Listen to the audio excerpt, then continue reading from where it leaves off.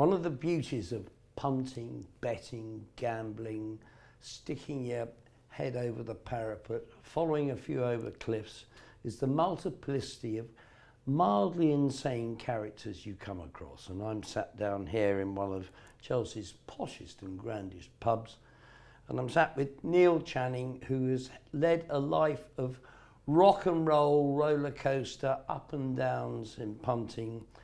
Neil, how are you still going? Your age of 51. You've done your brains in the past spectacularly. You won the biggest poker competitions in the world. What are you doing now, and how do you get here? When do you start? Well, I'm doing a lot of punting still, definitely. That's a daily routine. But how do you get into it when you're young? We lived near Ascot Racecourse when I was like, I don't know, about 8 years old. And you were born when you were 8 years old?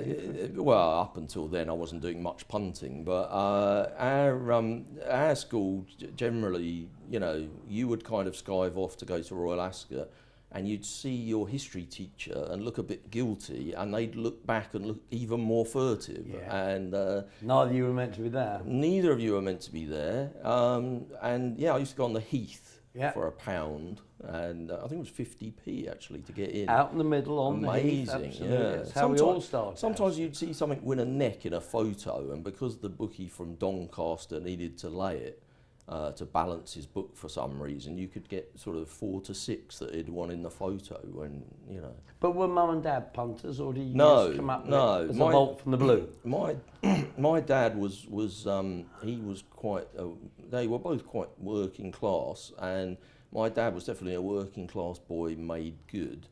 So by the time I was kind of teenage, he was like the marketing director of the company he'd started right at the bottom with. And he had to keep taking clients to the races. And I used to drag you along? Yeah, I used to go along, and he would say to, I remember one year at the Oaks, it was the Oh So Sharp year. Yeah. They had a little syndicate, all the fellas on the marketing team. And I was sent down to the ring with about 300 quid. I started going racing pretty much every day, and I got to about 28 years old and lights out. Said to my mum and dad, you know, I had a bit of a hitch, might need to move in. The pub was long gone by then. They were down in Bournemouth, and they said, well, you know, you can. God's waiting room. Yeah, absolutely. They said, you can come and live here, but you do have to get a job. Those are the rules. Job. Yeah, that was a bit awkward. I remember, luckily, I had flu when I first moved in, so that was a good excuse not to pursue any kind of career. And I laid in bed, and John Park won the World Darts Championship. I'd never heard of him, but he won the first round 3-0, and he said that he bet on himself. And I liked the cut of his jib, so straight down to Corals, bid of 16 to 1. And that kind of put the whole job thing on the back burner for a few more weeks. Yeah, I guess by then I was a regular Cheltenham attender. I probably went as a punter most years then. And there was a fella who was a bookmaker at Portsmouth Dogs, who used to come to Pool Dogs, where I was a regular attender. And he was called Ross Jackson. And one of my earliest Cheltenham memories was him having 100 grand on Beach Road the second year, not the year when it won at 50 to 1, the year when Crebensis beat it. Yes. He had 100 grand at 2 to 1. And how do you get that on?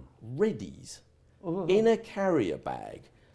It was the best thing I'd ever seen in my life. I just wanted to be him. Or even the carrier bag. Yeah, pretty much. And then it got chinned. So put me right off. I was going to back Crebensis. It put me off, actually. I remember Freddie Williams standing in his pitch with 280 grand in the bin liner underneath it. It's sick, isn't it, when you think about it? We used to, I mean, years later, well, I ended up... Those are the days when the betting ring was a place of fizz and activity. Well, now, actually, now it's about as sterile as an operating. It makes me sad that the world is going cashless, actually. I'm quite upset about that. I do like to have some readies on me. But you see, that's a generational thing. My kids would never, you know, they might have a bet on the phone, but cash, no. I know, it's terrible. Well, I wish I Cash is for laundry. I wish I could still have a bet on the phone occasionally. And you've had some extraordinary ups and downs, and other punters don't want to hear about how clever you are. They want to hear about the things that go wrong. But you did win a spectacular poker competition. Yes. 2008. I was on a bit of an uptick at the time, and I'd played a few poker tournaments that year. Slide. There have been some snakes along the way. I'd been the year before to play the Irish Open, and it was tremendous fun. Where did they hold that? Is that in a hotel in Dublin. Yeah. And it was Easter weekend. I mean, it's unbelievable. But you didn't get crucified? Well, no, and an amazing place, really. Good Friday, legally you can't buy a drink. The whole town was on tilt the whole weekend. And it was $3,000 to buy in. I was 200 to 1 at the start of the tournament. There was about 700 people in it. And Paddy's made me 100 to 1 after day one. Well, there was only 40% of the people left, and I was up in the top rank. So I had a monkey on 100 to 1. And he came, the fellow who they call Paddy Power, I don't know, is he really called Paddy Power? I don't know. Anyway, he turned up. I thought he's called Aloysius Power. He turned up to present me with a huge comedy check, and he come straight from the Irish National, and I whispered sweet, I said to him, oh dear, I said, I wouldn't ring the office if I was you. They're sitting on at 500 at 100 to 1. And he sort of grinned at me. But yes, it was. But you won the competition. I did, yes. And what that bring in? €800,000, yeah. So but you're back into horses mainly. Yes, now. Yes, definitely. What about football? Lots of football, bit of NFL. And yeah, I'm not averse to losing money on rugby and cricket occasionally. But bread and butter's horses. Primarily horses, yeah. Jumps, flat, everything. Everything. Although, if you ask me, that's a good question, Alastair. If you ask me which I prefer out of the first day of Royal Ascot, the first day of Cheltenham, or the first day of the World Series of Poker, I would probably say Cheltenham. So I think it is jumps. Is that partly a sort of emotional thing with jump racing? Well, yeah. Or can't people like you have emotions? No, I definitely have emotions. I mean, I was I wasn't born in Ascot, but I was brought up there, and I still have friends that live there. So I have an emotional tie to Ascot, and Royal Ascot is still very special. But I still think, I think in terms of the memories of the actual races, I don't know whether it's the hill or the fact that you can really get some proper, you can get proper money on at Royal Ascot. I've had some nice touches at Cheltenham, and when I look back, I sort of remember a few of those. Like? Oh God, that's awful, isn't it? I can't remember the name of the bloody horse. The Jim Colotti horse that won the Gold Cup a few years ago. Yeah. What the hell was that called? I had an enormous bet on that. Hang on. Stop. Lord Windermere. Yeah, Lord Windermere.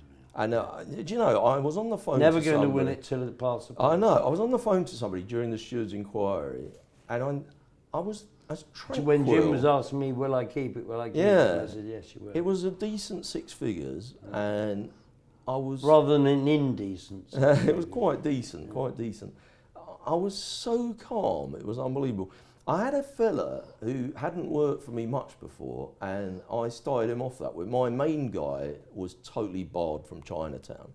So I put this fella into Chinatown, and I met him in a pub in Maida Vale in the evening, and he'd already called me and said, they've all run out of money. I'm going to... Because it was an enormous day. I bet Tiger Roll, that horse. Legend. He's winning everything, isn't he? I bet him to win the Triumph Hurdle. I was there the night he was bought. Yeah, amazing, really. And he said to me, this guy, he said, well, I've collected all the Gold Cup money, but they've run out. I haven't got the Triumph Hurdle money yet. And I watched that guy's eyeballs, and he said, I've literally never seen anything like this. And, that all lived. What was the haul that day? That guy had more than 100 out of Chinatown. You've lived by this all your life since you were 8. Yeah. What about Cheltenham's strategy? Is there any advice you give to a simple piece of advice? Okay. Well, I love the 16-runner handicaps. I think they're the best thing. You can still get the quarter first 4. Medium, yeah. And don't be embarrassed to back 3 or 4 in a race. Right. I think that's absolutely fine in those races. And maybe, you know, don't level stake. I never would level stake. There are some races I go bananas in, and there are other races I just mess about in. So. And you wouldn't be frightened of a price at Cheltenham either? Oh, I've been Lord Windermere. I mean, I didn't shy away from that. No. That was my biggest bet of the day. And if it's a big price, I'm not a huge one for betting odds on at Cheltenham. No, I haven't had an odds on bet for 50 years. I'm trying to remember now. I don't remember the last odds on bet I had there. I'm not averse to having an odds on bet at Plumpton on a wet Monday, but It's got to be wet. yeah, well, it always was when I was making a book there. No, I think you're right. Yeah, if you fancy one at a big price. You know, I mean, I hate to say it, but you know they're all trying, and yeah, I mean, funny things do happen, don't they, at Cheltenham? It's definitely I'm not averse to that. You put quite a few quid into Cheltenham pitches. Yeah. And he didn't really get off to what you call a flyer. Well, we used to bet. I was a partner with another guy who'd had a pitch for years in the Silver Ring, and we made money every year. It was great. So I thought, well, this is it. I want to be Charlie Big Bollocks now. So I'm going to buy a pitch in Tattersalls. And we didn't want to mess around. We thought we'd get one near the front. You know, that seems like the best place to take money. So it was I think it was 44 grand. I don't know what number that got us, but it meant effectively, because some people chose to go in the second row and whatever, that you could be about 5 across from Freddie Williams. 2 up from Barry Dennis. So that was it.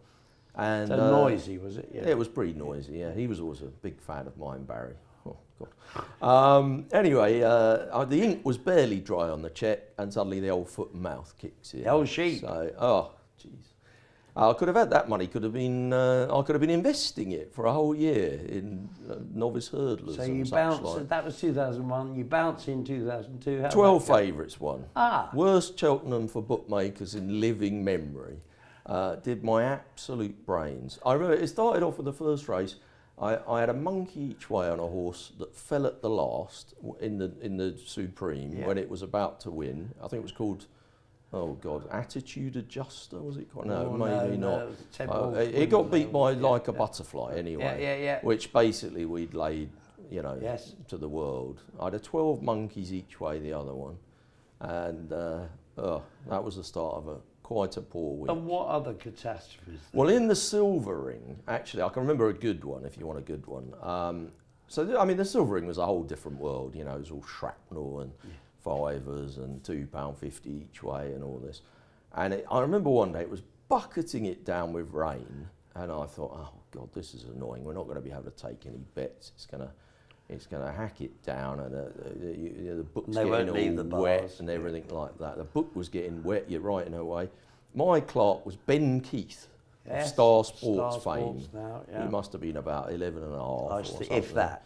Yeah. And so he was doing the clerking, and it was the Sun Alliance chase, and Nick Dundee was the favourite. Norman Williamson. I'm watching the tic-tacs and giving it a bit of the old 6-4, and I thought, well, and all the Silver Ring people, because they need to lay the favourite and it's wet and people are in the bar and stuff, they're all 7-4, there's a bit of 15-8, this, that and the other. I said, well, we'll just wait. We'll wait. We won't get too carried away. We'll lay a few of the others first. And now it started to, I could see now it was going 11-8 inside. Now it's 5-4, they're giving us. I thought, well, this is it now. The 15-8's all gone, the 7-4's gone, the 13-8. Now 6-4 is the best price. I'm starting 300-2, yes, sir, you've got that. 600-4, yes, down a Paddy, yes, you've got that. Yes, 15-10, 15-10, 15-10, 30-20. Ben's like, oh, I can't keep up. I'm like, how much have we got it for? He's got, I've got no idea. He's like, oh, quick, turn the page, it's all stuck together. Yeah. And it was absolutely, they were just about coming to the 5th last. Yeah. And he said, I think I know what it's for. Now, the tank that year would have been about 15 grand. He said, we've got it for 8. I was like, oh God. He said, no, I've got another column I haven't done yet.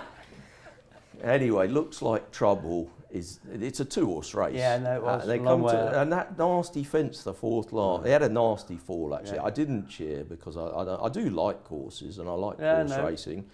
But the relief was palpable. When Nick Dundee Nick crashed. Dundee, a sad fall, a nasty fall, and You could hear the groan. there was not a groan on our joint. No. I was generally thinking to myself, if this wins, that's the end. We'll spend the whole of the rest of the day paying out, and the money to pay out was all wet and soggy and nasty. But I did. I mean, the reason I stuck at 6 to 4 was because if you go 11:08 and people have a fiver and a tenner on, what a nightmare that is for paying out. Whereas if it's 6 to 4, it's easy, isn't it? Yeah. 25 for 10, yeah, you know, yeah.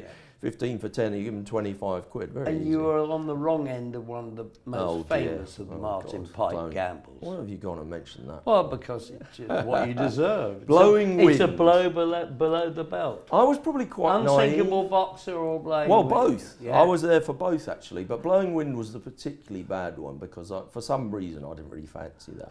Must have been 100 to 1 him running if they'd have had him running in those days. I mean, it was right under pressure, like 3 out. I think it was, from memory, I think we laid 11 to 4 and it got backed into 6 to 4.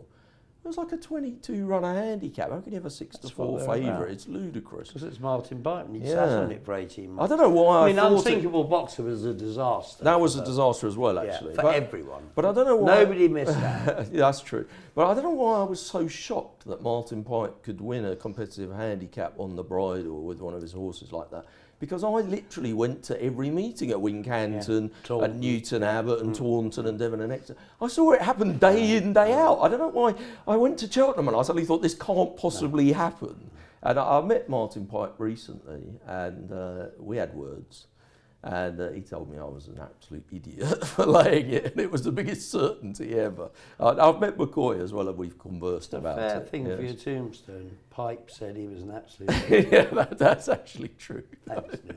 And I know you've at one stage or another been ill with pancreatitis and various issues as you rocketed up and down. Do you regret a minute of it? Yeah, I regret starting up a poker business. I kind of regret not selling the racecourse pitches a year earlier. And how did I not realise that suddenly everyone had this like Because you were D for Dumbo. £500. Yeah. They had this £500 computer in their hands. What the hell did they need me with a bit of chalk for? Yeah, a few things, but you know, unfortunately, they don't tell you all that in advance, do they? It's you have to kind of make it up as you go along. I don't know.